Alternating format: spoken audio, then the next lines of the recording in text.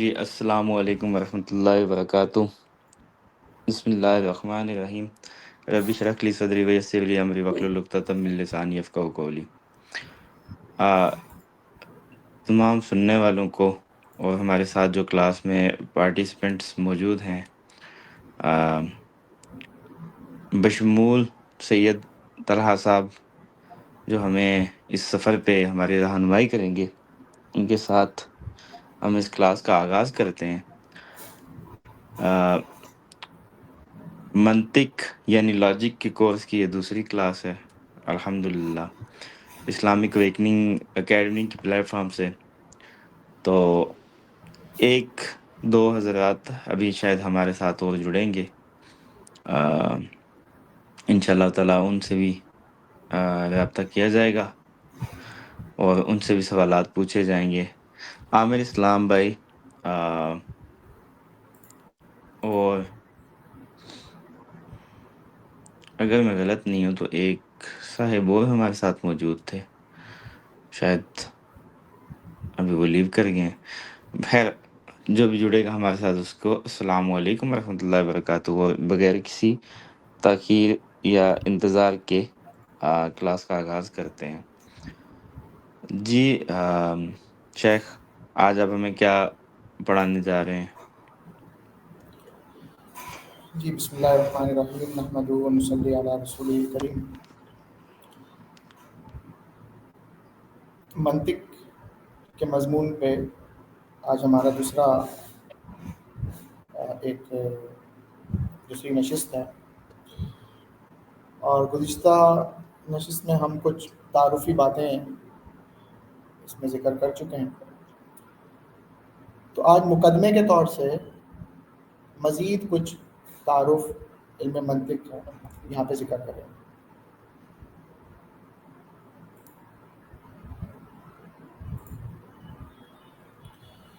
جیسا کہ میں نے عرض کیا تھا کہ ہم ابتدائی منطق کو لے کر اس سارے مضمون کو پڑھیں گے، تو اس میں ہم ریفرنس کے طور سے تیسیر المنطق، جس کا میں ذکر پہلے کر چکا ہوں، اس کتاب کو اپنی مطالعے میں رکھیں گے، اور اس کو یہاں پر شیئر بھی کیا جا سکتا ہے. لیکن چونکہ ابھی ہم کچھ تعارف وغیرہ کریں گے تو اس کو شیئر کرنے کی ضرورت نہیں ہے، لیکن جہاں ضرورت محسوس ہوگی تو پھر کتاب کو شیئر بھی کر دیں گے. لیکن نام ذکر کرنے کا مقصد یہ ہے کہ اگر کچھ سمجھ میں نہ آئے، ویسے تو یہ ہے کہ کچھ سمجھ میں نہ آئے تو اس کو اسی اسٹریم میں ریکارڈنگ میں یا لائیو میں سوال کر کے جو پوچھ سکتے ہیں، لیکن ریفرنس آپ ذہن میں رکھیں گے. یہ ہم تیسیر المنطق کو مد نظر رکھ لیں.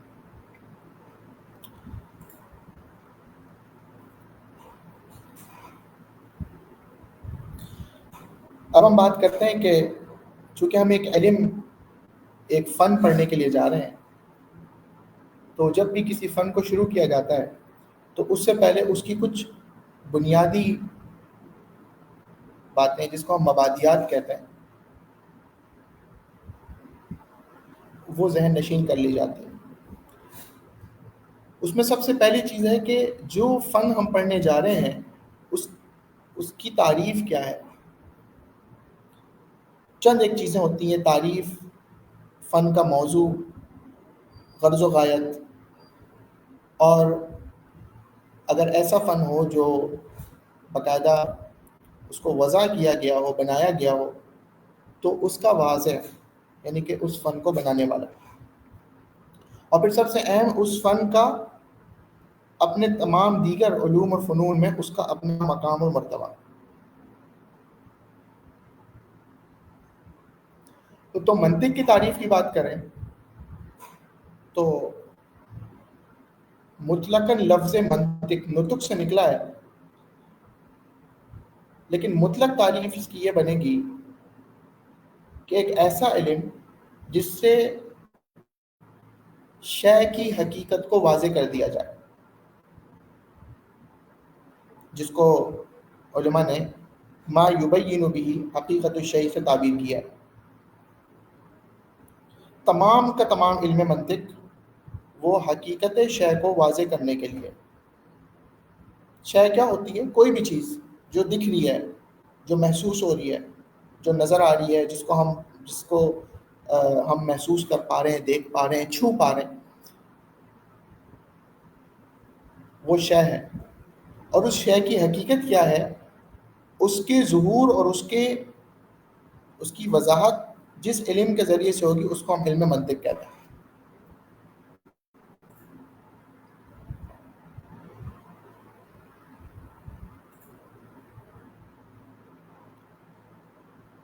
یہ تو ہے لفظی تعریف، لیکن اصطلاحاً اس علم کی تعریف علماء نے کی ہے مختلف، چونکہ اس میں ہم پہلے تھوڑی سی بات کر چکے ہیں کہ علم منطق اولاً جو ہے یہ ارسطو یعنی یونان کی جو ہے وہ ایک ورثہ ہے.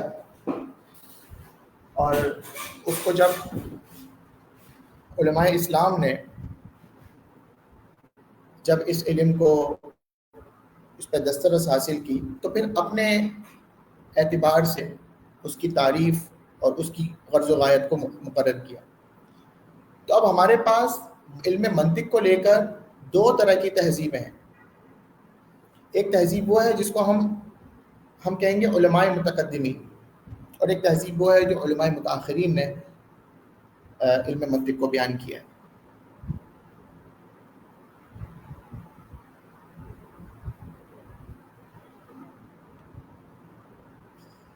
اب اس کی ایک تعریف یوں کی گئی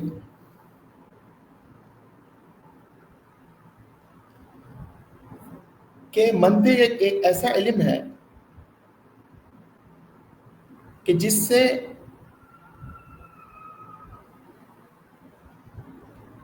فکر انسانی یا ایک عام فکر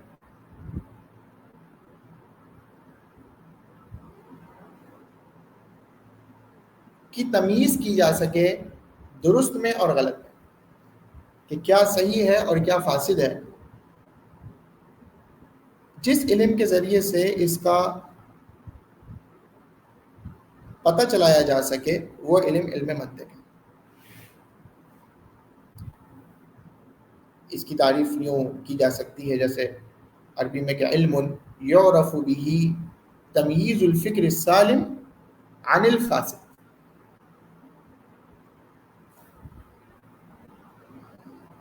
کہ فکر سالم کو فکر فاسد سے جو علم ممتاز کر دے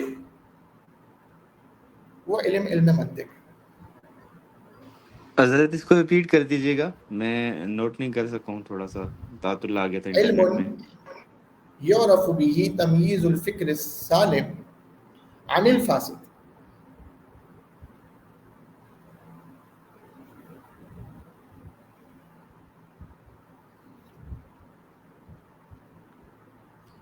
ایک اور تعریف اس کی یوں کی گئی ہے کہ آلۃ قانونیۃ تعصم مراعاتها الذہن عن الخطأ فی الفکر،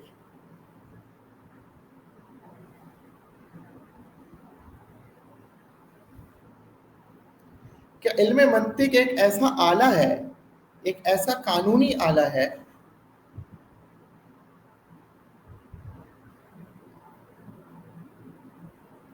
کہ جس کے ذریعے سے ذہن کو فکر کی غلطی سے بچایا جا سکتا ہے. یعنی ذہن نے کیا سوچنا ہے، کیا فکر کرنی ہے، کس طرح کا نتیجہ اس نے نکالنا ہے، اس نتیجے کو نکالنے کے لیے منطق نے کچھ اصول اور قانون مرتب کیے ہیں. ان قوانین کی روشنی میں جو فکر ہوگی وہ فکر سالم ہوگی، اور ان قوانین سے ہٹ کر جو فکر ہوگی وہ فکر فاسد ہوگی.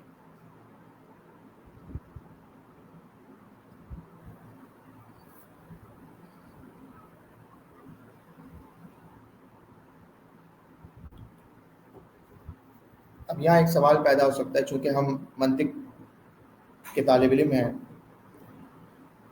تو ہمیں تو ہر لفظ میں سے کچھ سوال پیدا ہونا چاہیے. جی سوال ہم یہاں یہ کر سکتے ہیں کہ چونکہ میں نے یہاں تعریفات بیان کی، چند ایک تعریفات بیان کی، سوال یہ ہو سکتا ہے کہ تعریف کی کیا ضرورت ہے؟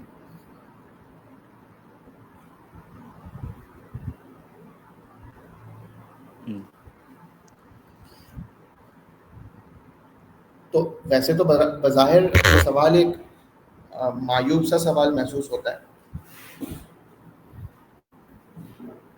کہ تعریف تو کسی کی بھی کی جائے، یعنی کہ تشریح اور تعارف کسی بھی چیز کا کیا جائے وہ فائدے سے خالی نہیں ہوتا، لیکن منطقی ہمیں یہ سکھاتی ہے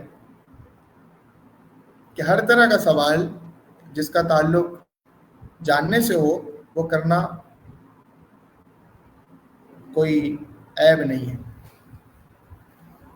چونکہ اب یہاں منطق کے میدان میں ہم تو منطق کو اور شریعت کو ہم کچھ قیود اور کچھ حدود کے ساتھ ایک دوسرے سے جدا رکھیں گے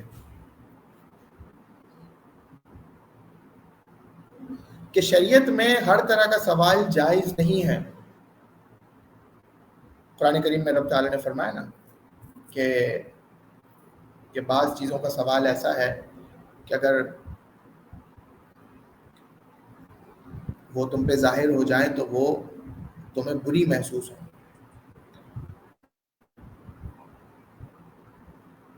اور بعض حدیث مبارکہ ہمیں ایسی ملتی ہیں کہ نبی علیہ الصلوۃ والسلام نے زیادہ سوال کو، کثرت السؤال کو ناپسند فرمایا۔ یہ تو شریعت ہے، لیکن تشخیص ذہن کے لیے ہر طرح کا سوال منطق کی روشنی میں جائز ہے، لیکن منطق کی روشنی کا مطلب یہ منطق کے قوانین کی روشنی میں۔ صحیح۔ تو اب یہاں ہم ایک سوال کر سکتے ہیں کہ اس تعریف کی کیا ضرورت ہے؟ تو اس کا جواب بھی منطقی ہوگا۔ منطقی جواب یہ ہوگا کہ جو ہم پڑھنے جا رہے ہیں اس کا ہمیں پتہ نہیں ہے، ہم کیا پڑھنے جا رہے ہیں وہ مجہول ہے، اور طلب مجہول ایک ایسی چیز کی طلب کرنا جس کا پتہ ہی نہ ہو، جس کا علم ہی نہ ہو، جس کو ہم جانتے نہ ہو، یہ فاسد ہوتا ہے، یہ لغو ہوتا ہے۔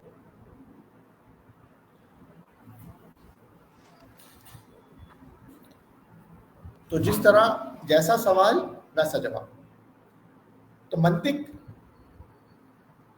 ہمیں ہر سوال کا جواب سکھاتی ہے اپنے قانون کے اندر رہتے ہوئے۔ یہ اس کا فائدہ یہاں ہم نے ذکر کر دیا کہ منطق کی تعریفات کو بھی اگر کوئی شخص اس پہ اعتراض کرے گا تو ہم اس کا جواب منطقی انداز سے دیں۔ اور مزے کی بات یہ ہے کہ طلب مجہول شریعت کی نظر میں بھی کوئی اچھی چیز نہیں، ایک ایسی شے کی طلب میں لگ جانا یا اس کے لیے اپنا وقت صرف کرنا جس کا کوئی فائدہ نہ ہو، جس کا پتہ ہی نہ ہو۔ اب مسلمانوں کی زندگی ایک مقصد کے تحت گزر رہی ہے۔ وہ الگ بات ہے کہ وہ عمل کسی کا زیادہ ہے، کسی کا کم ہے، کسی کا بالکل نہیں ہے، لیکن سب طلب جنت کے لیے اپنی زندگی گزار رہے ہیں جس کا ہم سے وعدہ کیا گیا۔ اگر اللہ تبارک و تعالیٰ کے احکامات اور جنت اور آگے اللہ تبارک و تعالیٰ کے حضور میں پیشی اس کو مسلمانوں کی زندگی سے نکال دیا جائے تو اس زندگی کے گزارنے کا کوئی مقصد نہیں رہے گا۔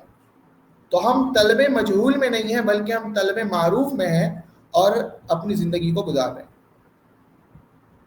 اس طرح سے اب جب ہم نے منطق کے کچھ تھوڑا سا تعارف کو پا لیا تو اب ہم جو آگے بڑھیں گے تو اب ہم مجہول کی طلب میں نہیں بڑھیں گے بلکہ معروف کی طلب میں بڑھیں گے۔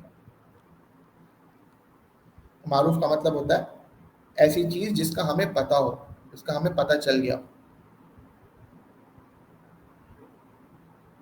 تو اب منطق کی مختصر سی تعریف ہمیں پتہ چل گئی، اس کے بعد ہم آگے بڑھیں۔ اب بات کی جا سکتی ہے منطق کا موضوع کیا ہے؟ اس کو تھوڑا سا کھولیں گے، طلب مجہول اور طلب معروف یہ ہم مثالوں سے کیسے سمجھ سکتے ہیں؟ ایک اور بات، عامر بھائی یا باقی حضرات بھی ہے جو ہمارے ساتھ بعد میں جڑیں گے، وہ سوال کر سکتے ہیں. شیخ پسند کرتے ہیں کہ ہم ساتھ ساتھ اپنے سوال کلیئر کر لیں، تو سوال و جواب کا الگ سے سیشن کوئی نہیں ہوگا، آپ سوال کر سکتے ہیں. بس یہ ہے کہ موقع دے کے آپ کو جہاں لگے وہاں پہ اجازت سے سوال کر لیں. جی.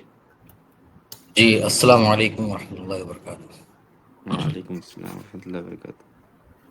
تو یہاں پر میرا ایک سوال تھا حضرت سے کہ یہ جو حضرت نے ارشاد فرمایا کہ ہم یہ ایک طلب مجہول، یہ جو علم ہے منطق، کیا آپ نے منطق کو ہی ایک مجہول علم قرار دیا ہے؟ اور اگر یہ آپ نے اسی کو کہا ہے تو حضرت یہ کس اعتبار سے آپ نے فرمایا؟ یہ تھوڑا سا الیبوریٹ پلیز کیجئے، کیونکہ میں اس پوائنٹ کو تھوڑا سمجھ نہیں پایا. جی ماشاء اللہ. آپ کا تعارف ہو جاتا ہوں میں آپ کو. حضرت میرا نام محمد عامر اسلام ہے، میں محمد عامر اسلام انڈیا صاحب. سے جی ہوں. جی جی جی. جی. اچھا جناب، سوال آپ کا اچھا کیا ماشاء اللہ. جب تک ہمیں منطق کا تعارف نہ ہو تو منطق کیا ہے یہ ہمارے لیے مجہول ہے. منطق تب کسے تک کہتے مجہول ہے. ہیں؟ تب جی، تک مجہول ہے. جب تک اس کا تعارف حاصل نہ ہو. ٹھیک. تعارف نہ ہو. جی. جی اور جب تعارف ہو گیا تو اب وہ معروف بن گئی. بالکل. جی جی. تو اسی لیے ہم جب اپنے کسی بھی منطق سمیت کسی بھی فن کا ہم آغاز کرتے ہیں، کسی بھی علم کا آغاز کرتے ہیں، تو اس کو ہم اس کی سب سے پہلے ایک تعریف کو سمجھتے ہیں، اس کی تشریح کرتے ہیں کہ ہم کیا پڑھنے کے لیے جا رہے ہیں. تو یہ طلب مجہول اور طلب معروف کا ایک فرق امید ہے کہ یہ واضح ہو گیا ہوگا. اگر اس کی تعریف نہ بیان کی جاتی تو یہ ہمارے لیے مجہول رہتا، اور ہم جو ہے وہ اس کے اسباق میں اور اس کے دروس میں ہم داخل ہو جاتے، اور ہمیں یہ نہیں پتہ ہوتا کہ ہم یہ کیا کرنے کے لیے جا رہے ہیں اور یہ منطق ہمیں کیا فائدہ دیتی ہے. اس لیے اب ہم طلب مجہول میں نہیں ہیں بلکہ ہم طلب معروف میں، تعریف کی منطق کی تعریف کو سمجھنے کے بعد. جی. اچھا، اب ہم آگے بات کریں گے منطق کے موضوع پر. موضوع کا مطلب یہ ہوتا ہے کہ منطق کس کے گرد گھومے گی، کس مضمون کے گرد گھومے گی، اس کا آبجیکٹ کیا ہوگا.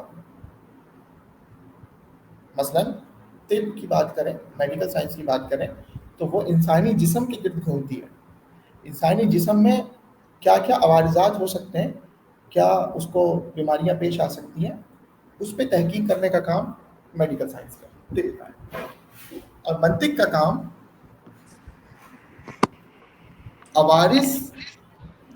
عوارض ذاتیہ، لفظ کے اور معنی کے عوارض ذاتیہ میں بحث کرنے کا نام منطق ہے. یعنی تمام وہ چیزیں جس میں عوارض ذاتیہ کے ساتھ گفتگو کی جائے، اس میں بحث کی جائے، وہ علم منطق کا موضوع ہے.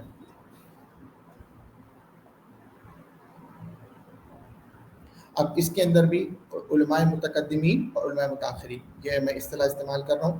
متقدمین کا مطلب یہ ہے کہ اولین دور کے جو علماء ہیں، علماء منطق، ان کی رائے، اور متاخرین کی رائے، ان میں فرق رہے گا.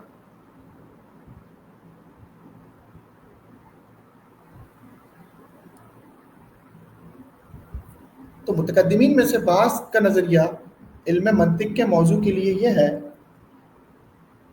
اس کو انہوں نے بیان کیا ہے معقولات ثانیہ کے ساتھ. المعقولات الثانیہ کیا مطلب ہے؟ المعقولات الثانیہ، معقولات ثانیہ لفظی مطلب تو اس کا ہی بنتا ہے کہ وہ تمام چیزیں جو عقل میں دوسری مرتبہ آئیں، ذہن میں دوسری مرتبہ آئیں. تو پہلی مرتبہ کیا چیز آئے گی؟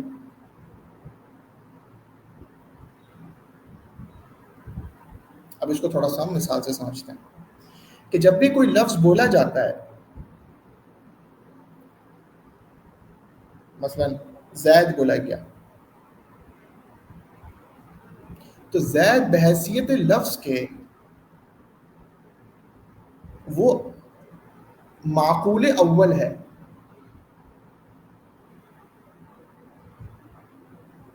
معقول اول کا مطلب کیا ہوگا کہ اگر زید کو کوئی پہچانتا ہے، کوئی شخص، جیسے ہم تو زید کو پہچانتے ہیں کہ زید ایک انسان کا نام ہے، لیکن بہت سی چیزیں ایسی ہوتی ہیں جن کو ہم نہیں پہچانتے، لیکن پھر بھی جس چیز کو ہم نہیں بھی پہچانتے، پھر بھی اگر اس کا لفظ بولا جائے گا تو اس کا کوئی خاکہ ذہن میں آئے گا، اور ممکن ہے خاکہ بھی ذہن میں نہ آئے، ہمارے ذہن میں نہیں آ رہا، لیکن ہو سکتا ہے کہ ماضی میں، تاریخ میں اس کے اوپر گفتگو ہو چکی ہو اس لفظ کے اوپر، تو وہ معقول اول ہے۔ زید آج ہمارے لیے معقول اس لیے ہے کیونکہ ہم زید کا نام سنتے ہیں، زید کو دیکھتے ہیں، زید کو اور سمجھتے ہیں کہ زید ایک انسان کا نام ہے، لیکن تاریخ میں ایک وقت ایسا ضرور گزرا ہوگا جب زید معقول اول بھی نہیں ہوگا، مطلب زید کو کوئی نہیں جانتا ہوگا زید کس چیز کا نام ہے، زید انسان ہے کہ کوئی جانور ہے، ایک وقت ایسا گزرا ہوگا۔ تو الغرض، چونکہ منطق کا موضوع معقول ثانی ہے، معقول اول نہیں ہے، اور نہ معقول سے بھی پہلے جو غیر المعقول، چونکہ منطق ساری کی ساری معقولات پہ بات کرے گی، وہ تمام امور جن کا تعلق عقل سے ہے، ذہن سے ہے۔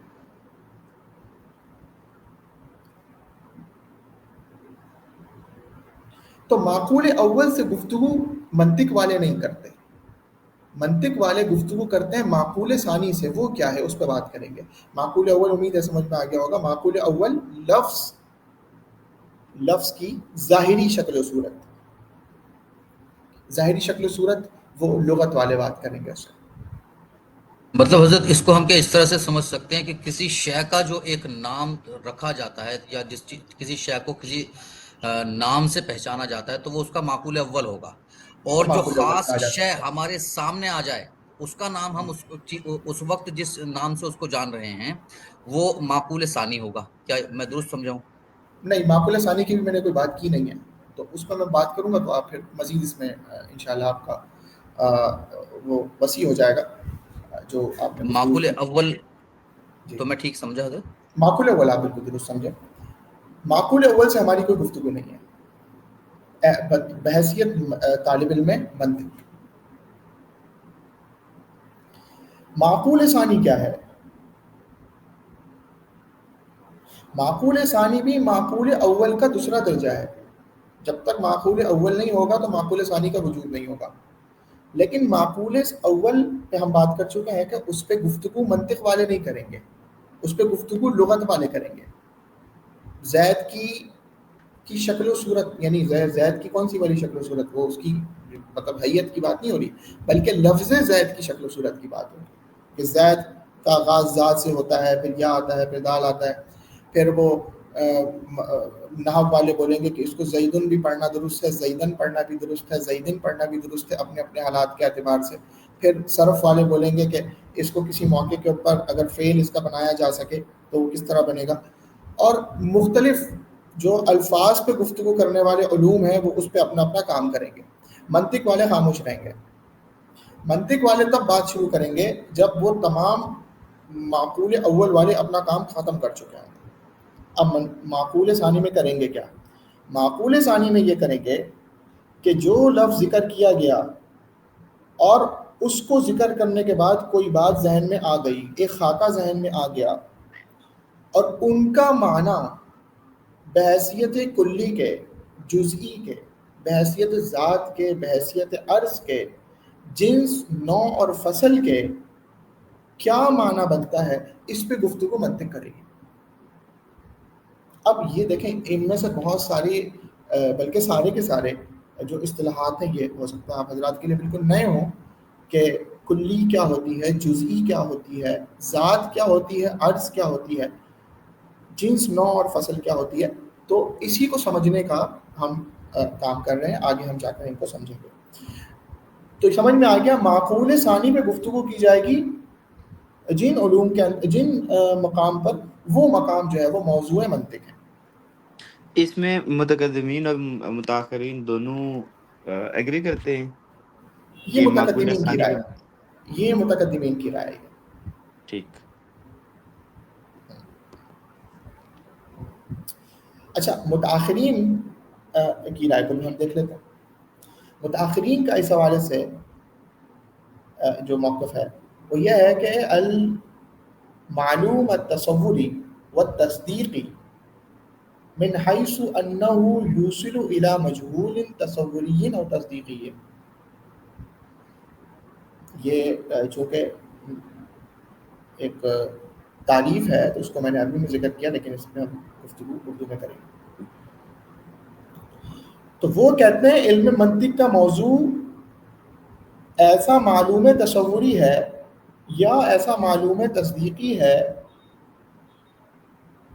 کہ جو مجہول تصوری سے مجہول تصدیقی تک پہنچا دے.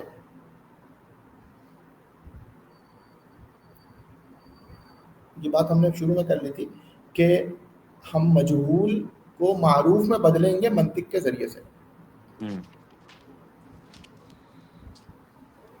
تو یہ وہی موقف ہے متاخرین کا کہ وہ تمام یعنی علوم جس کے ذریعے سے معروف سے مجہول سے معروف تک پہنچا جا سکے، اور مجہول بھی کون سا، معلوم یعنی تصوری اور تصدیقی. یہ ہم آگے جا کے دیکھیں گے کہ منطق نام ہے تصور کا اور تصدیق کا. یہی وجہ ہے کہ ساری کی ساری منطق کا اگر خلاصہ کیا جائے تو آدھی منطق تصورات پہ مبنی ہے اور آدھی منطق تصدیقات پہ مبنی ہے.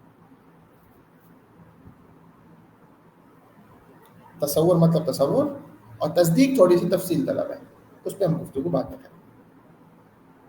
یا میں مختصر الفاظ میں کہوں تو تصور کا مطلب یہ کہ کسی بھی لفظ کا بولا جانا اور اس سے کچھ بھی سمجھ لینا، یہ ایک تصور ہے.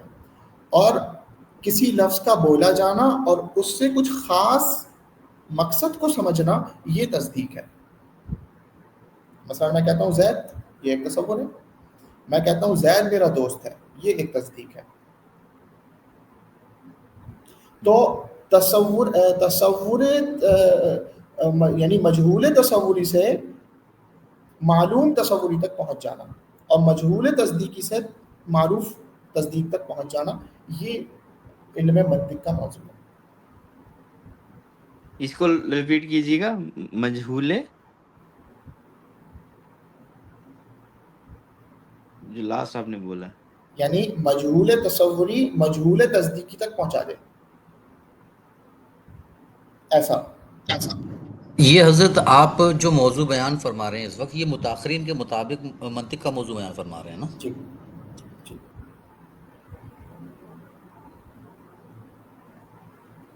اچھا، اب اس میں ہم خلاصہ کر لیتے ہیں کہ جمہور منطق والے وہ کس پہ گفتگو کرتے ہیں. تو وہ بڑا مزے کا ہوگا، اس کو وہ یاد کر لیں، وہ زیادہ بہتر ہے. تو وہ کہتے ہیں کہ المعقولات الثانیہ من حیث انها توصل الى مجہول. یہ ساری بات کا خلاصہ ہو جائے گا.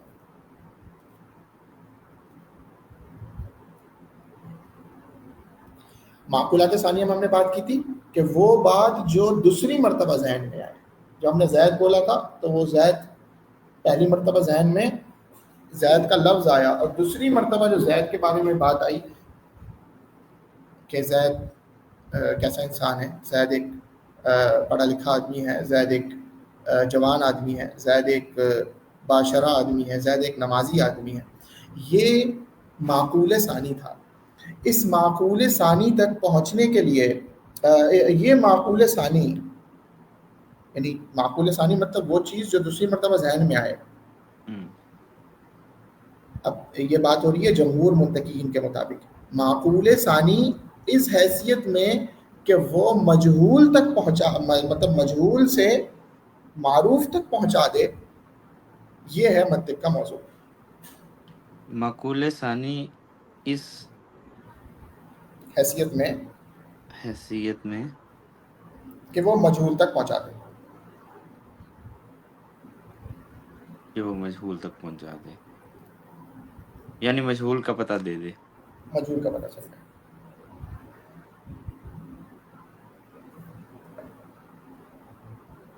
تو اس میں متقدمین اور متاخرین دونوں جمہور کرائیں گے.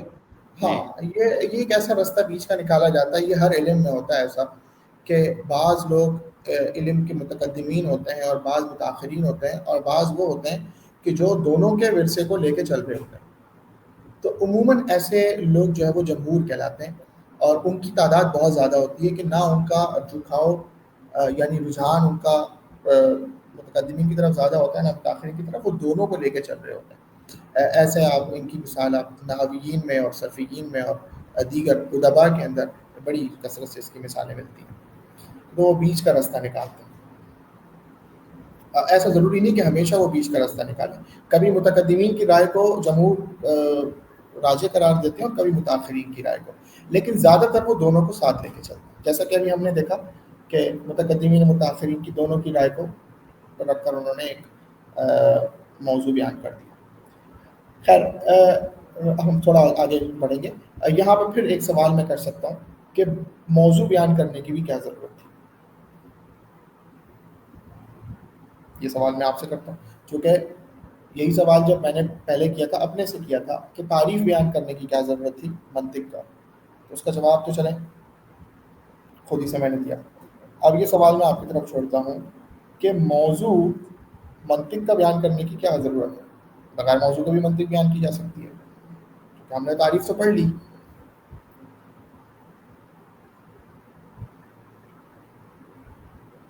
چلیے میں آپ پہ چھوڑتا ہوں، اس کا جواب پھر آپ تلاش کیجیے گا یا اپنے ذہن کو استعمال کر کے کوئی کسی نتیجے پہ پہنچیے گا. اب ہم بات کریں گے غرض و غایت پہ کہ منطق کی غرض کیا ہے. موضوع تو وہ تھا کہ اس کی گرد بات گھومے گی. غرض کیا ہوتی ہے، غرض غایت اس کی کیا بنے گی، یعنی مقصد کیا ہوگا. غرض و غایت کا مطلب مقصد کیا ہے پڑھنے کا. تو اس کی بڑی مشہور اور معروف غرض و غایت ہے کہ وہ ہے صیانت الذہن عن الخطأ فی الفکر،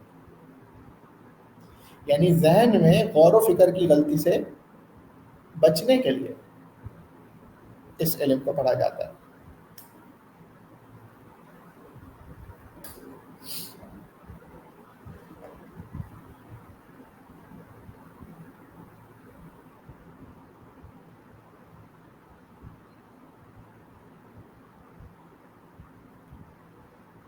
کچھ ہم یہاں بات کر لیتے ہیں منطق کی.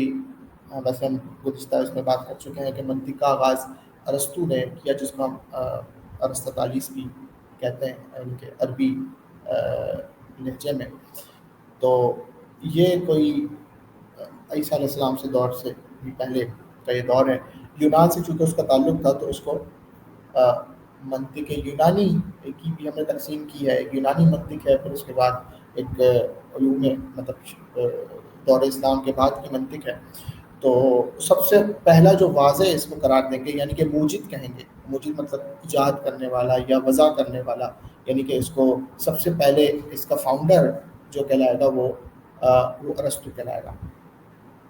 اور یہ بڑا معروف فلسفی ہوا کرتا تھا، اور اس کی بڑی کثرت سے اس کی فلسفیانہ گفتگو اور منطق پہ خاص طور سے اس کا بڑا کلام موجود ہے اور اس کی تصنیفات موجود ہیں. تو اس نے ساری کی ساری منطق کو یونانی زبان میں لکھا اور وہیں سے پھر یہ رواج چلا.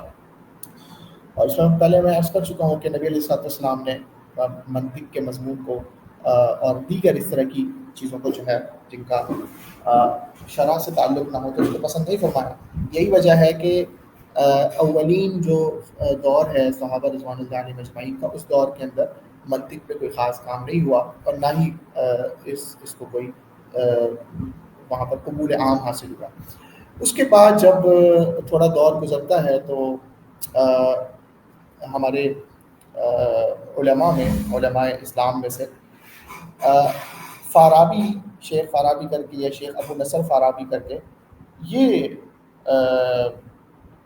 جو ہے اس علم کو حاصل کرتے ہیں. بلکہ ایک دور بڑا عباسی جو دور ہے، اس دور کے اندر اگر غور کریں تو رومیوں کے ساتھ جب مسلمانوں کے معاملات بڑھے ہیں، تعلقات بڑھے ہیں، تو پھر یہ علم اس طرف آیا ہے. بلکہ باقاعدہ کسی خاص مقصد کے تحت اس کو لایا گیا ہے، اور اگرچہ ان کا مقصد کچھ اور تھا لیکن پھر ہمارے علماء نے اس پہ کام کیا، محنت کی اور اس کو ریفائن کر کے مسلمانوں کے لیے بھی مخصوص کیا یا مختص کیا.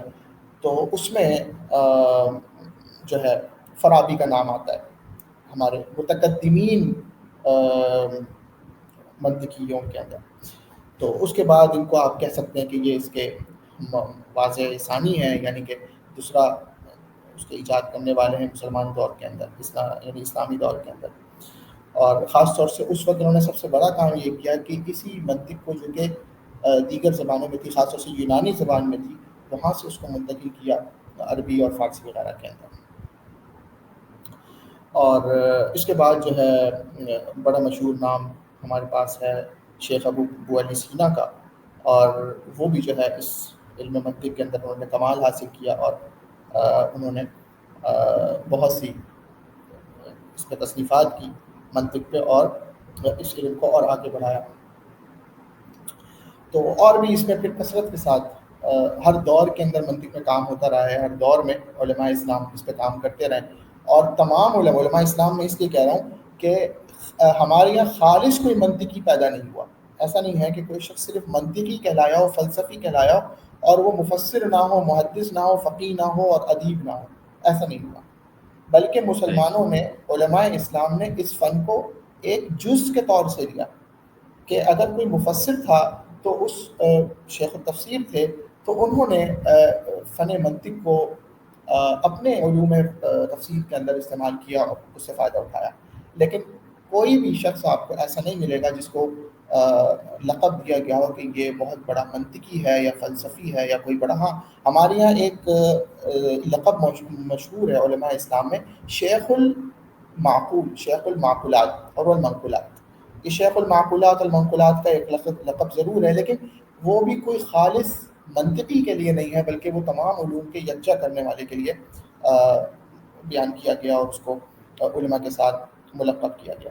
تو آج کے دور کے اندر بھی اور گزشتہ دوروں کے اندر بھی علماء اسلام اس سے فائدہ اٹھاتے رہے اور باطل کو جواب دینے کے لیے منطق کا استعمال کرتے رہے. تو انشاءاللہ ہمارا مقصد بھی اس کو پڑھنے کا یہی ہے کہ ہم اس کے ذریعے سے جو عقل کی اور فہم کی، جو فکر کی غلطیاں ہیں اس سے ہم انشاءاللہ محفوظ رہیں گے. اور ساتھ ساتھ اگر کوئی شخص گمراہ ہو گیا ہے عقل کی غلطی کی وجہ سے، تو اس کو ہم انشاءاللہ اس کی ہدایت کے لیے بھی کوشش کریں گے. اچھا، اب بات کر لیتے ہیں، اور اس بات کے بعد اپنی بات کو ہم ختم کریں گے کہ اس کا منطق کا مقام کیا ہے، علم منطق اور فن منطق کا مقام کیا ہے علماء اسلام کی نظر میں. تو سب سے پہلے ہم اس میں امام غزالی رحمہ اللہ کا مشہور مقولہ لے لیں گے، جنہوں نے فرمایا کہ من لم یعرف المنطق فلا ثقۃ له فی العلوم اصلا. یہ یاد کرنے والی چیز کہ جس شخص کو علم منطق کا نہیں پتا یا علم منطق کی اس کو معرفت حاصل نہیں ہے، تو اس کا کسی بھی علم میں کوئی اعتبار نہیں،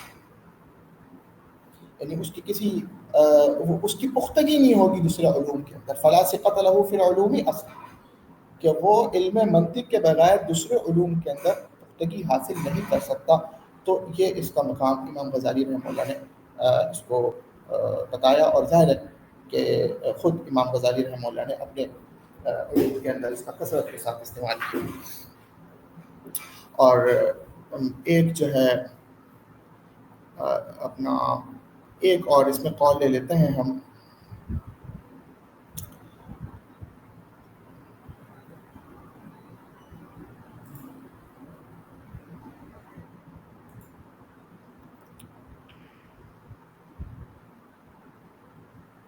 ہاں، ایک قول لے لیتے ہیں، المنطق نعم العون علی ادراک العلوم کلھا،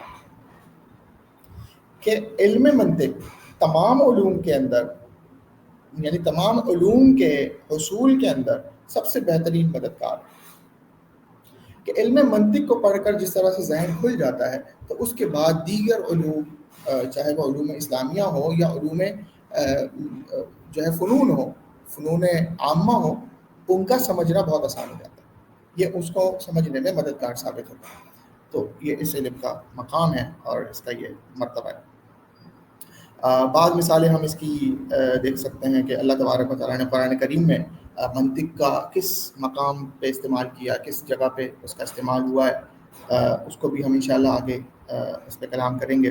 احادیث مبارکہ کے اندر منطق کا استعمال ہوا ہے، اس پہ ہم کلام کریں گے انشاءاللہ. اور باقاعدہ طور سے پھر تصورات کی بحث کو لے کر انشاءاللہ پھر ہم اپنی اگلی نشست کے اندر جو ہے چلیں گے. اس کے اندر ہم تصور اور تصدیق اس کی بنیادی تعریف کو اور اس کو مثالوں کے ساتھ اور اس پہ سوال و جواب کے ساتھ انشاءاللہ اس کو ہم پھر کریں گے. اور ابھی آج کے لیے انشاءاللہ بس ہم یہاں پہ اپنی اس گفتگو کو ختم کرتے ہیں. جی صحیح. حضرت 2-3 چیزیں ہیں. عامر بھائی اگر آپ سوال کرنا چاہتے تو پہلے کریں کیونکہ میرے پاس کافی سارے سوالات ہیں. جی آپ کیجئے، سوال کیجئے. اچھا حضرت، پہلے تو متقدمین میں سے آپ نے الفارابی کا نام بتایا. نہیں، متقدمین میں سے الفارابی کو متقدمین میں سے لیں گے یا وہ متاخرین میں سے آئے گا؟ متقدمین خالی یونانی حکماء ہوں گے. نہیں، ہم جب متقدمین اور متاخرین کی بات کریں گے تو ہم دور اسلام کے متقدمین کی بات کریں گے. تو فارابی اور ابو علی سینا وغیرہ حضرات یہ ہمارے متقدمین شمار ہوں گے. ٹھیک. اور متاخرین میں کوئی قابل ذکر ہمارے پاس علماء ہوں؟ کافی علماء ہیں، کافی اس میں علماء ہیں، ان کے نام ذکر کیے جا سکتے ہیں. جیسے ایک مشہور مفسر ہمارے گزرے ہیں، انہوں نے منطق پہ بڑا کام کیا اور یہ قریب دور کے شیخ ثناء اللہ شاید کر کے نام ہے. ثناء اللہ تو امرتسری صاحب. یہ ان کا دور ہے 2000 بول رہا ہوں، یہ یعنی کہ 19ویں صدی ہجری کا جو ہے وہ 19ویں نہیں جی جی، 19ویں عیسوی کا جو ہے اس کے اولین اور جو اوائل کے اندر ان کا ذکر موجود ہے. مطلب تو مولانا ثناء اللہ امرتسری کی بات کریں نا آپ، جنہوں نے امرتسری قادیان. نہیں، ثناء اللہ امرتسری نہیں، امرتسری وہ تو بعد کے وہی ہیں ہیں نا، یہ شاید. ان سے پہلے. نہیں، انہوں نے قادیانیت کے خلاف بھی کام کیا، انہوں نے تفسیر بھی لکھی ہے جہاں تک میرا یا حافظہ کام کرتا ہے. اور وہ تھے بھی یہی مرزا غلام احمد قادیانی کے ہم اثر تھے. تو ان کا ہاں یہ وہی 19ویں دور ہے. ہاں جی جی ہاں جی جی جی صحیح وہی. فرما رہے ہیں بس میں. جی جی جی. جی، اور ان کے علاوہ کافی نام ہیں، یہ ان کی فہرست نکالی جا سکتی ہے کہ جو متاثرین میں شمار کیے جائیں. صحیح. اس میں ہم جو کتاب پڑھتے ہیں مرکات، ان کے مصنف کا نام بھی بڑا آئی تھنک منطق میں وہ ہے، مانا مانا گیا ہے، اور یہ بھی میرے خیال میں برصغیر میں ہی تھے. ان کا نام بتا دیجیے گا. ایک ابھی ہم پڑھ رہے ہیں، حیدرآبادی. ابھی ہم جو پڑھ رہے ہیں نا یہ ہم کہتے ہیں تیسیر المنطق کو، ہم اس کو زیادہ مد نظر رکھیں گے. صحیح، تحصیل المنطق. جی. اچھا، ایک اور چیز یہ ہے کہ آپ اپنے لیکچرز کو ساتھ شیئر کرنا چاہیں گے اسکرین پہ؟ اگر آپ کے پاس تھوڑا سا کوئی کتاب وغیرہ میں سے شیئر کرنا چاہیں تو وہ ہم پریزنٹیشن بھی کر سکتے ہیں اس کے ساتھ اسٹریم یارڈ میں. بالکل، اس میں انشاءاللہ ضرورت کے تحت اس کو میں کر دوں گا. اور اصل میں اس میں زیادہ کلام میکسیمم میں اس میں آپ کے ساتھ ہیڈنگ شیئر کر سکوں گا کہ جس موضوع پہ میں بات کر رہا ہوں تو اس کی ہیڈنگ کیا ہے وہ میں شیئر کر سکوں صحیح، گا. ٹھیک ہو گیا. اچھا، اس سے یہ ہوتا ہے نا کہ نوٹس بنانے میں تھوڑا سا آسانی ہو جاتی ہے. جی. ٹھیک ہے. اور پھر اس کو کچھ ہمارے حضرات ہیں دوست وغیرہ جن کی اردو یقیناً اتنی میں نہیں سمجھتا کہ پختہ ہوگی، اسپیشلی انگلش میڈیم کے پڑھے ہوئے، کہ ان کو معقولات ثانیہ سمجھ آ سکے. تو اس کے لیے مجھے تھوڑا سا اس کو انگریزی میں ڈالنا ہوگا. تو اس لیے تھوڑا ہیڈنگز وغیرہ اگر اس طرح آ جائیں تو اس میں مجھے آسانی ہو ہاں جائے ہاں گی. جی جی جی جی بالکل درست، یہ کر لیا جائے گا انشاءاللہ. چلیں، ابھی تک یہی ہے. عامر بھائی اگر آپ سوال کرنا چاہتے ہیں تو انشاءاللہ تعالی.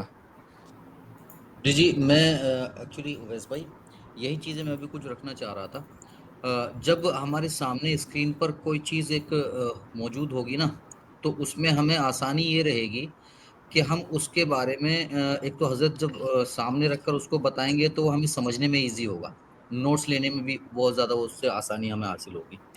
دوسری ایک چیز یہ بھی ہوگی کہ ہم اس پر، ہمارے ذہن میں اگر کوئی سوال آ رہا ہے تو وہ سامنے چیز موجود ہے، تو اس وقت اس کو دیکھتے ہوئے سوال قائم کرنا زیادہ ایزی رہے گا بمقابل اس چیز کے کہ حضرت نے ارشاد فرمایا اور ہم نے اپنا ذہن وہاں پر روک دیا اور حضرت ایک اگلی بات کہہ کر گزر جاتے ہیں، تو اس صورت میں ہم جو ہے کچھ نہ کچھ مس کر جا رہے ہیں۔ مجھے اپنے طور پہ یہ محسوس ہوا کہ میں تھوڑا ذہن کا کمزور آدمی ہوں، تو اس لحاظ سے عرض کر رہا ہوں۔ تو جی جی انشاءاللہ، اگر سامنے ایک چیز رہے گی نا تو تھوڑا آسانی رہے گی۔ اچھا، انشاءاللہ آج دوسری چیز ہمارے حضرت، پاس ایک اس میں عرض کر دوں کہ چونکہ ہمارے پاس اب ایک تعارف تھا، ویسے تو اس کو بھی کر دینا چاہیے تھا۔ دیکھیں خلاصہ اگر ہم کریں تو آج ہم نے تعریف، موضوع، غرض و غایت اور علم منطق کا جو مرتبہ اور مقام ہے، اس میں ہم نے گفتگو کی۔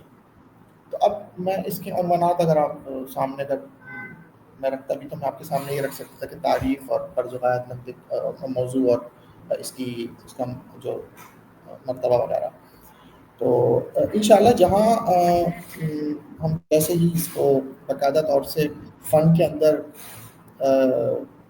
داخل ہوں گے تو اس موقع پہ انشاءاللہ میں کوشش کروں گا نہ صرف ہیڈنگ ہو بلکہ ساتھ میں کچھ نہ کچھ اس کا خاکہ بھی ایسا ہو، ایک اس طرح کا خاکہ کہ جو ذہن نشین کرنا بھی آسان ہو انشاءاللہ۔ بالکل آپ دونوں حضرات کی اس بات سے میں اتفاق کرتا ہوں انشاءاللہ۔ جی اچھا، یہ جلدی جلدی آپ نے کہا کہ ہم نے تعریف پڑھی ہے، واقعی چیزیں تو ہم نے 4 ہی کی ہیں۔ مقدمہ ہم نے شروع کیا آج، اور اس میں ہم نے تعریف کی ہے، غرض و غایت کی ہے جو کہ تقریباً ایک ہی ہے، اور پھر اس کے بعد ہم نے تھوڑا سا اس کی تاریخ کو مزید کھنگالا ہے، جو کل بھی ہم نے کیا تھا، اس سے اس کو ہم نے تھوڑا سا مزید کیا ہے کہ اس میں ہمارے پاس ایک تقسیم آ گئی ہے متقدمین کی اور متاخرین کی، اور پھر ایک جمہور منتقین کا بھی ایک جو موقف ہے اس کی بھی ہم نے تھوڑی سی وضاحت کی۔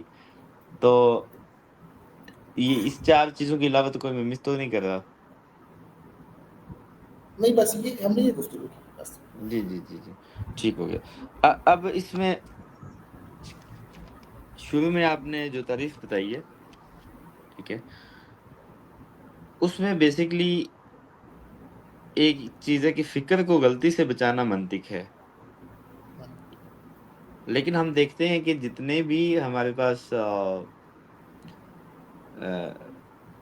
فلسفی ہیں جنہوں نے منطق کو استعمال کر کے بہت زیادہ کام کیا ہے اس پہ، اکثر ان میں سے گمراہ کن عقائد کے یا گمراہ کن خیالات کے حامی پائے جاتے ہیں، ٹھیک ہے۔ تو پھر یہ تو منطق کی کامیابی تو نہ ہوئی کہ وہ، ظاہر بات ہے انہوں نے فکر کو غلطی سے تو نہ بچایا۔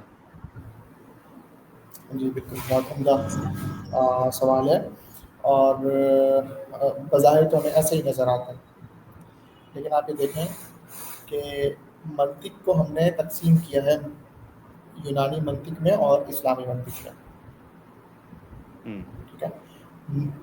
قضیے ایک ہی ہیں دونوں کے، جو قوانین ہیں جس کو ہم قوانین کہتے ہیں، قوانین منطق کے ایک ہیں، ان میں کوئی زیادہ فرق نہیں ہے۔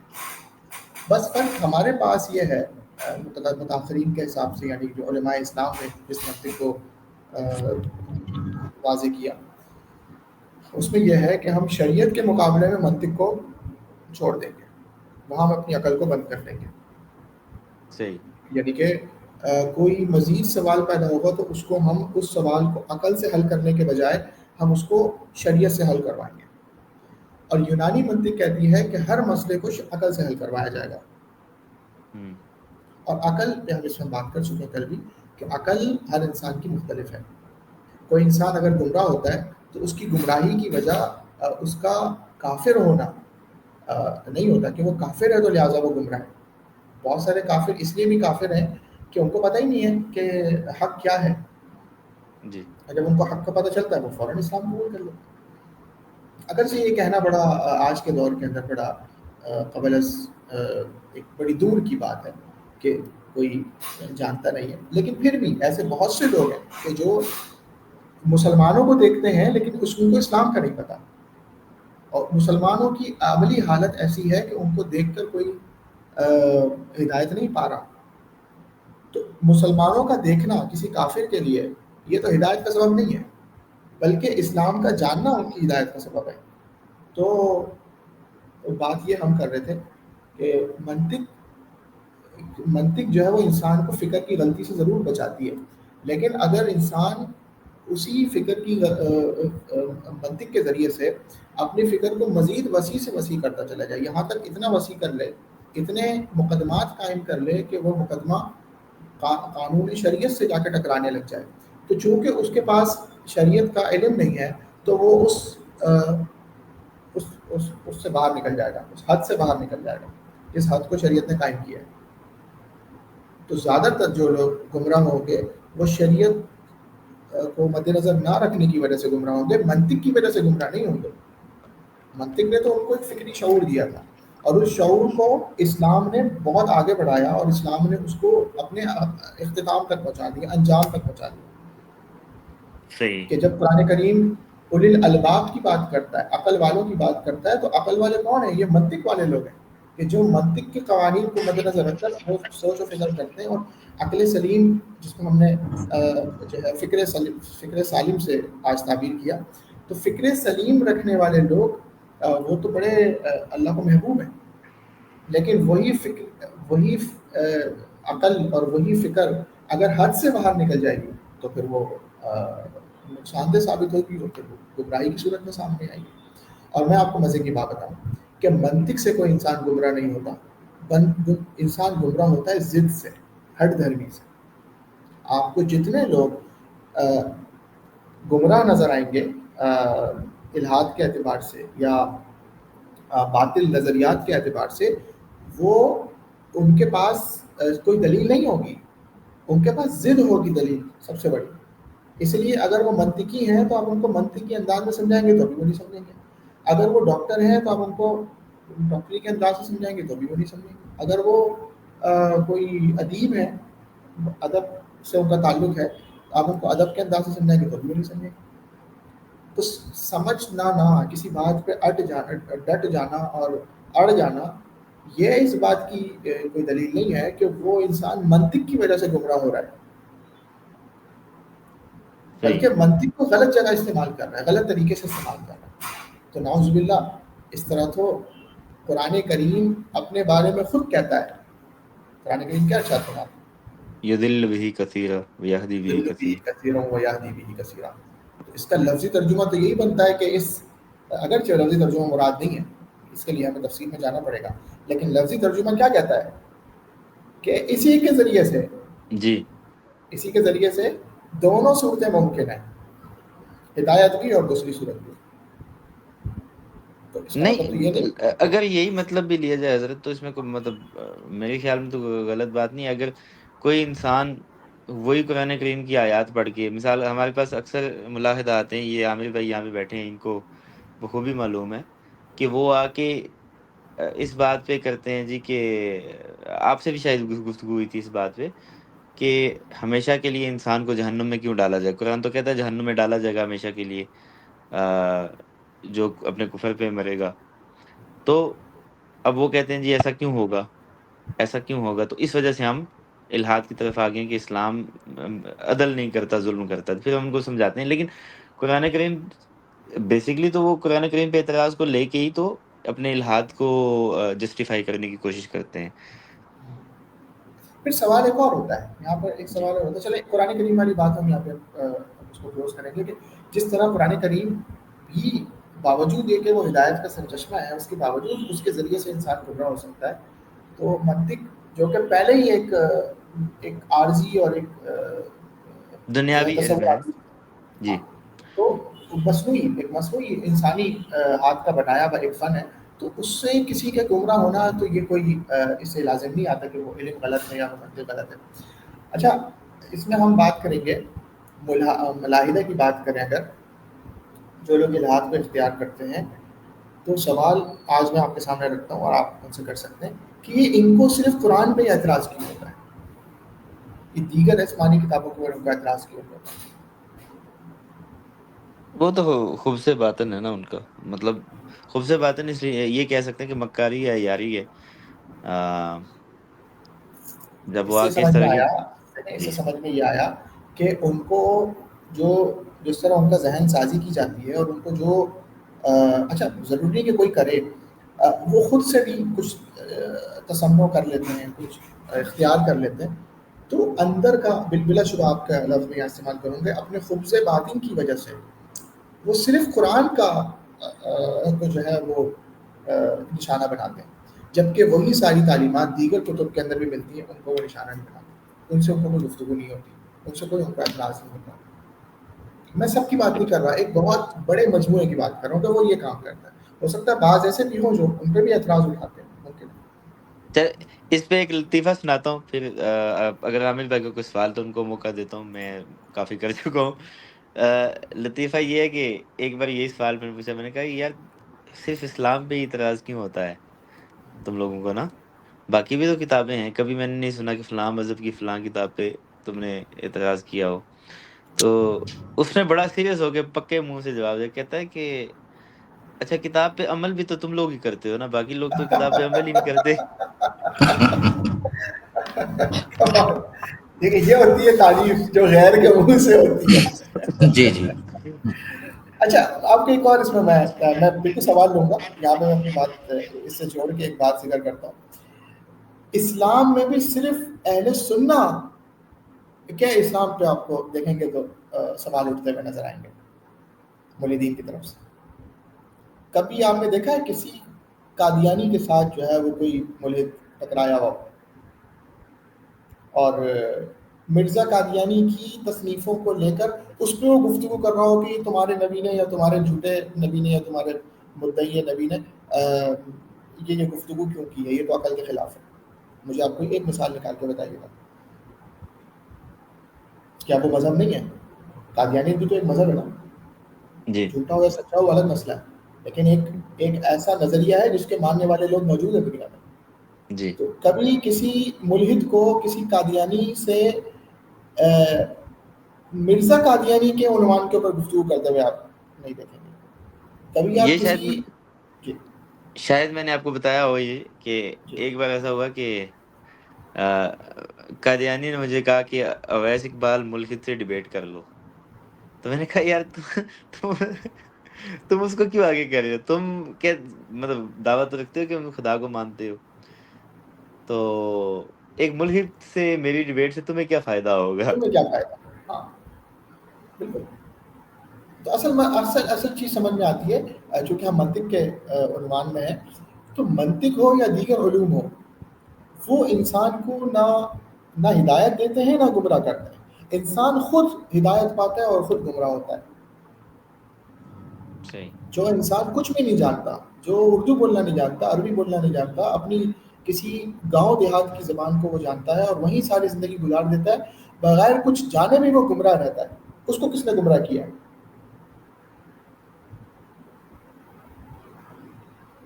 اس کا مطلب یہ ہوا کہ گمراہی کا تعلق وہ کسی خاص چیز کے ساتھ نہیں ہے، بلکہ گمراہی مختلف طریقوں سے آ سکتی ہے. مختلف اس کے عنوانات ہو سکتے ہیں، مختلف اس کی صورتیں ہو سکتی ہیں، شکلیں ہو سکتی ہیں جس سے انسان گمراہ ہو جائے. ہوں. تو کسی ایک فن کے ساتھ، کسی ایک علم کے ساتھ، کسی ایک خاص فرقے کے ساتھ گمراہی کو جوڑ دینا وہ ضروری نہیں ہے. بلکہ بہت سے لوگ ایسے ہوتے ہیں کہ میں فرقہ کا نام اس لیے لیا کہ کچھ فرقوں کو دوسرے فرقے والے ایک گمراہ فرقہ سمجھتے ہیں، ہوں. لیکن بعض انہی گمراہ فرقے جو مطلب بقول ان کے گمراہ ہوتے ہیں، ان میں بعض ایسے لوگ ہوتے ہیں ان پہ عنوان تو فرقے کا ہوتا ہے لیکن ان کو خود اپنے فرقے کی چیز نہیں پتہ ہوتی، بس صحیح. عنوان ہوتا ہے کہ بھئی یہ فلانے فرقے سے تعلق رکھتا ہے، لیکن نہ تو وہ عملاً اس میں کوئی شریک ہوتے ہیں ان چیزوں میں، اور نہ ان کو اس کا علم ہوتا ہے. اب یہ کیسے صحیح. گمراہ ہوئے؟ وہ تو گمراہ نہیں ہوئے. تو گمراہی کو ہم فرد پہ ڈالیں گے، فرد کی حیثیت میں گمراہ کو ہم گمراہ کہیں گے، اور فرد کی حیثیت میں ہم کسی کو جو ہے وہ ہدایت والا یا گمراہ والا کہیں گے. ہم ایک مکمل کسی جماعت کا عنوان پر یہ میں بات کر رہا ہوں ان لوگوں کی جن کی گمراہی مسلم نہیں ہے، جن کی گمراہی متنازع ہے، میں ان کی بات کر رہا ہوں. جن کی گمراہی مسلم ہے تو ان کے تو نام پر بھی گمراہی کا فتویٰ لگے گا. اور بات پھر وہیں آ جائے گی جو کہ ہم منطق کے موضوع کے اندر ہیں کہ ان کو گمراہ کون سی منطق نے کیا. مرزا قادیانی کو جو الہامات ہو رہے تھے تو وہ کون سی منطق کی بنیاد پہ ہو رہے تھے؟ وہ تو عقل کے فطور کی وجہ سے الہامات ہو رہے تھے.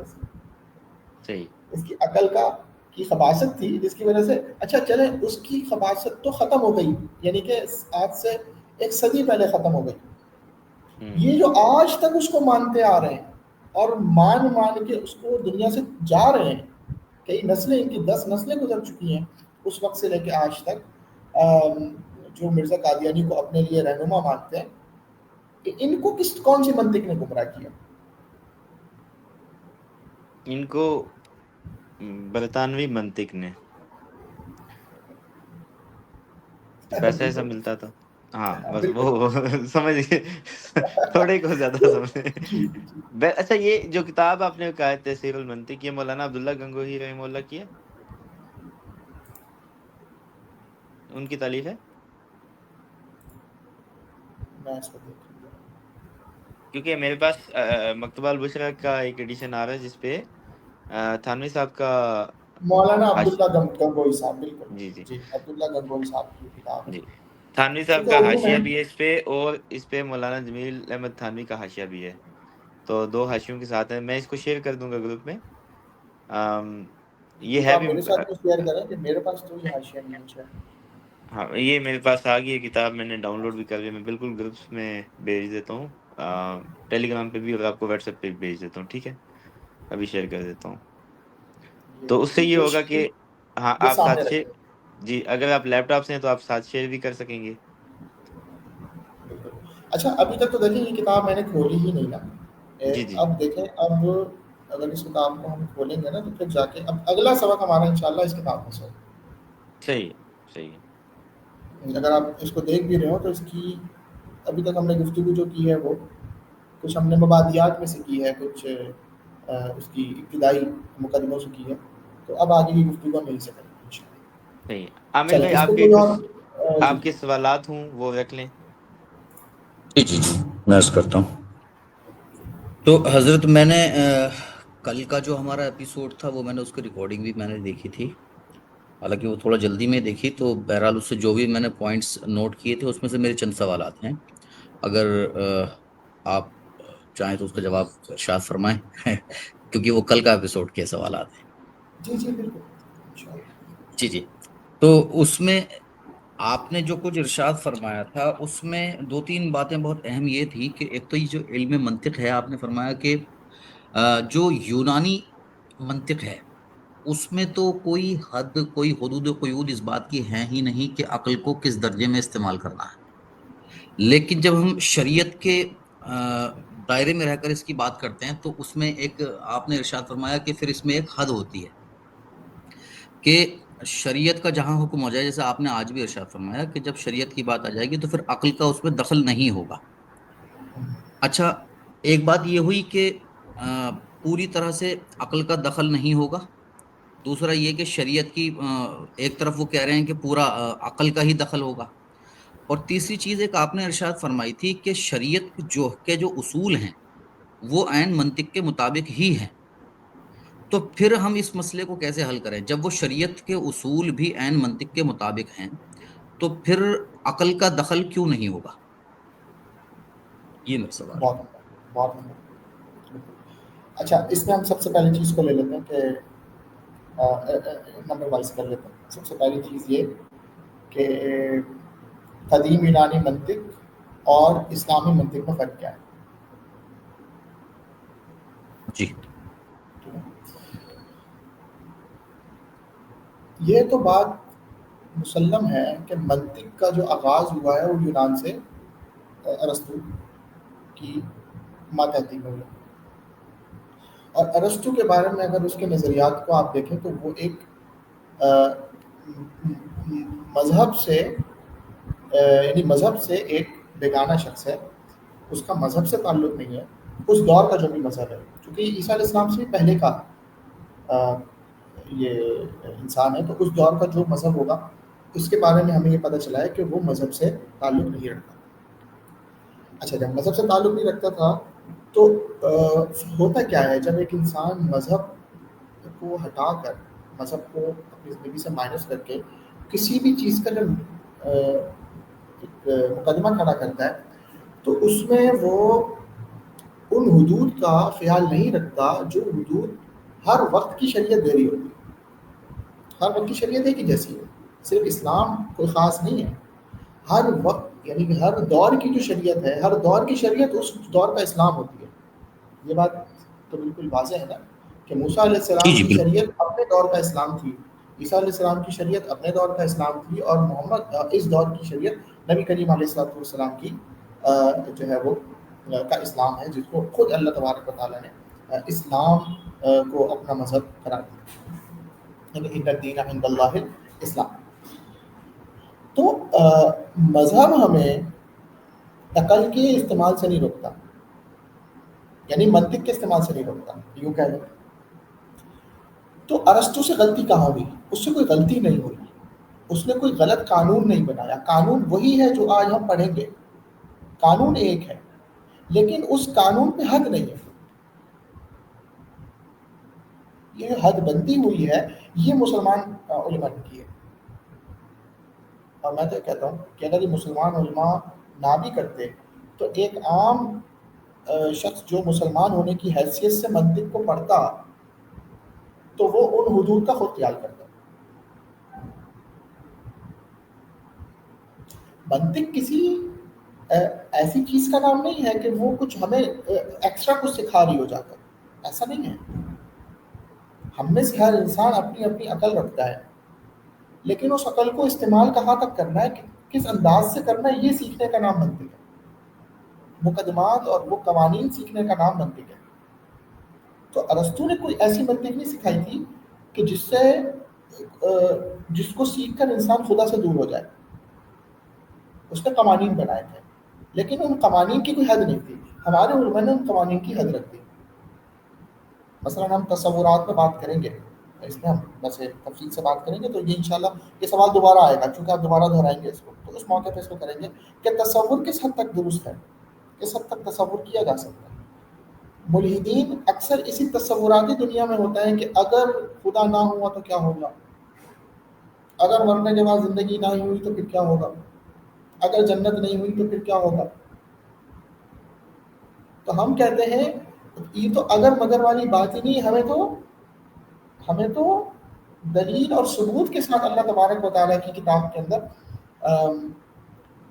ہمیں ارشاد ہو چکا ہے کہ اللہ بھی موجود ہے، آخرت بھی موجود ہے، جنت بھی موجود ہے، اور آخرت مرنے کے بعد زندہ ہونا بھی موجود ہے۔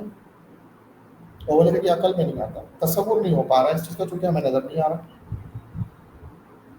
جی تو جی اب ہم بولیں گے، اب ہم کہیں گے کہ اس کا جواب منطق میں ہو نہیں سکتا، اور منطق اس بات کا اس کی ضمانت نہیں لیتی کہ میں تمہیں ہر طرح کا جو نتیجہ ہے وہ تمہیں نکال کر دوں گی۔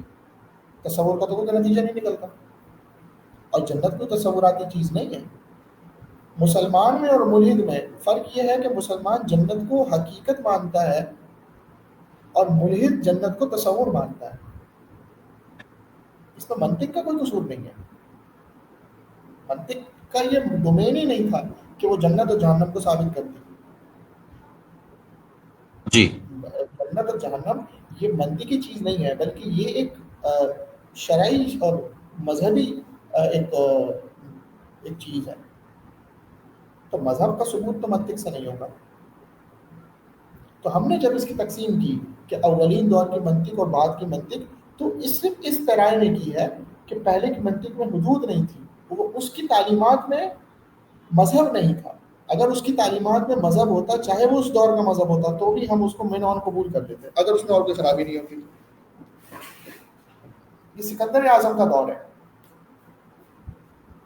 ارسطو کا جو دور ہے سکندر اعظم، اس کا یہ مشیر اور اس دور کا حکیم ہوا کرتا تھا، فلسفی ہوا کرتا تھا. تو امام حسن جی جی.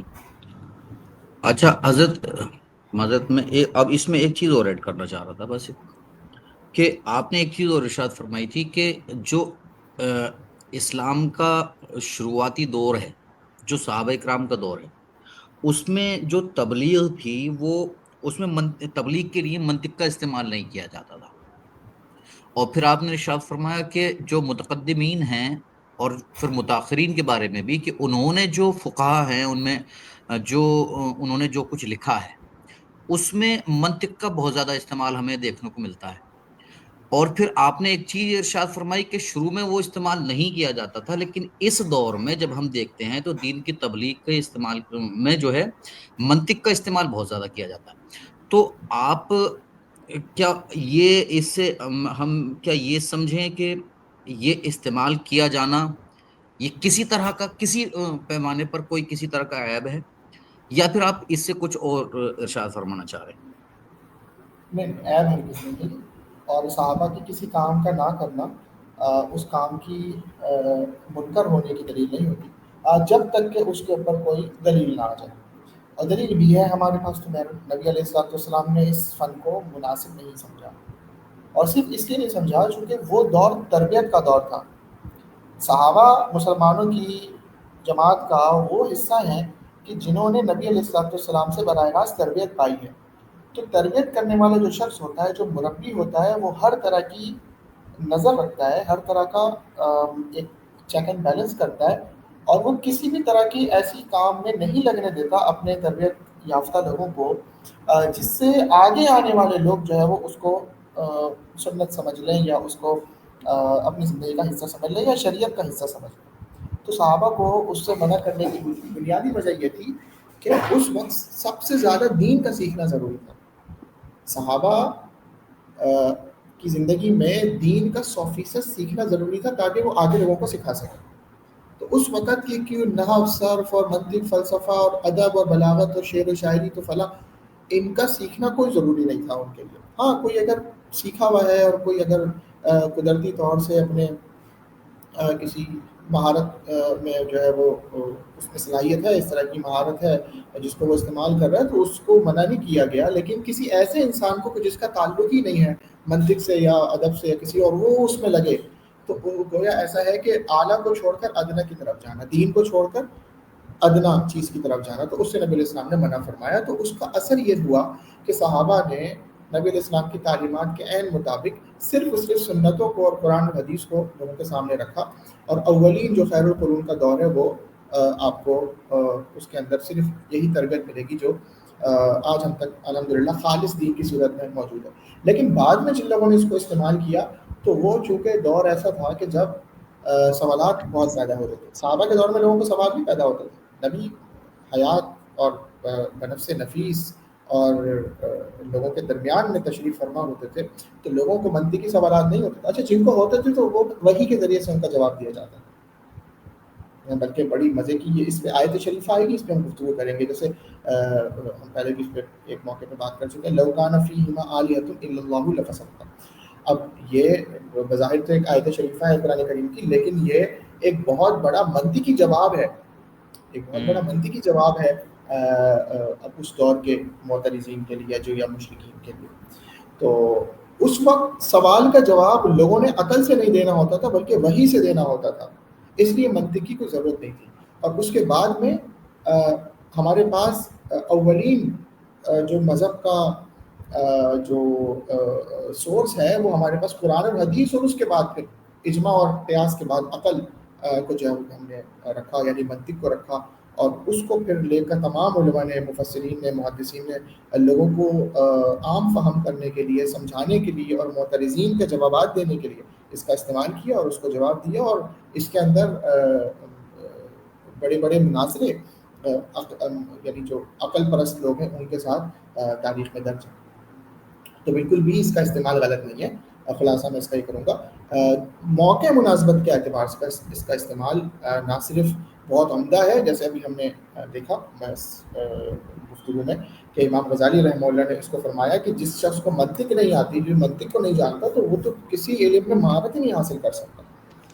تو یہ ہمارے جیسے لوگوں کے لیے تھا، یا ان لوگوں کے لیے جو علم کے میدان میں کام کرنا چاہتے ہیں اور پھر اس کو آگے پہنچانا چاہتے ہیں اور خود بھی اس کی تحقیق کے اندر اس کی ایک طرح کی گہرائی کے اندر جانا چاہتے ہیں. تو بالکل منطق کا استعمال دین کی تبلیغ کے لیے، دین کی دعوت کے لیے اور دین کو پہ اٹھنے والے اعتراضات کے جوابات کے لیے بالکل یہ عمدہ چیز ہے. اور آج کے دور کے اعتبار سے نہ صرف مستحسن ہے، لیکن صرف اور صرف اس میں لگ جانا یہ مستحسن نہیں ہوگا.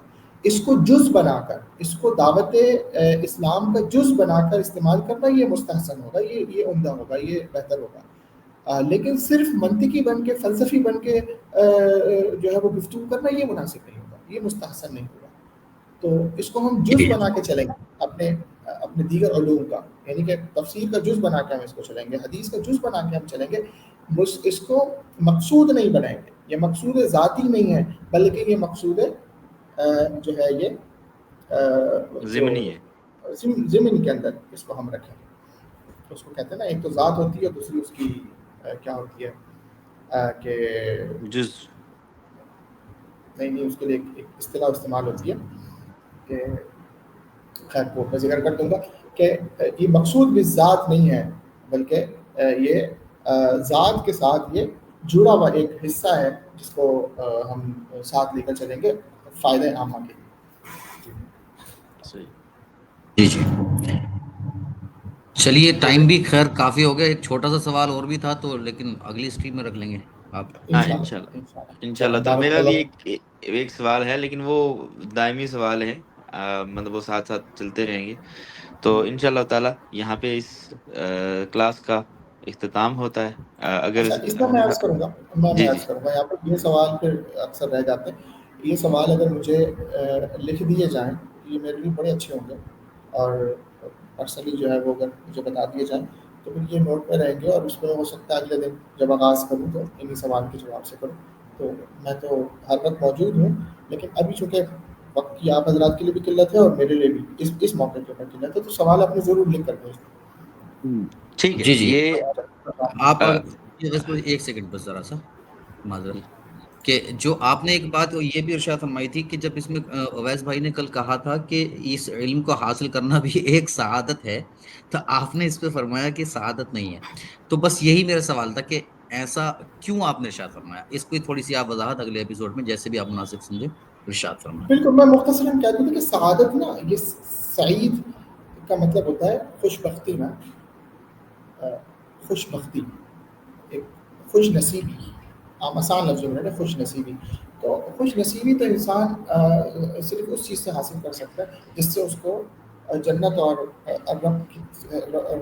رب سے جو ہے وہ قریب ہو جائے، اور شریعت سے جو ہے وہ قریب ہو جائے. تو وہ ہمارے لیے سعادت ہے، وہ ہمارے لیے خوش بختی ہے، وہ خوش نصیبی ہے.